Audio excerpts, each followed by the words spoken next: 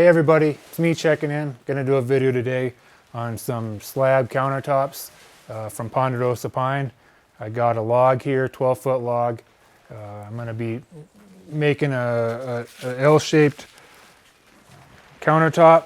You can see here on the drawing, it got a little rained on. This is the drawing I was given for the build. It's two parts. One's a L with the 45 in it, and just a side table for doing like your vegetable chopping and whatever dish preparation.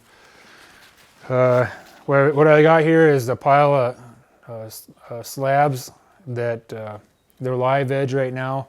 They're obviously not wide enough. Standard size for a countertop is around 24 inches, at least the base drawers and stuff. So this has to be 25 to 26 inches wide.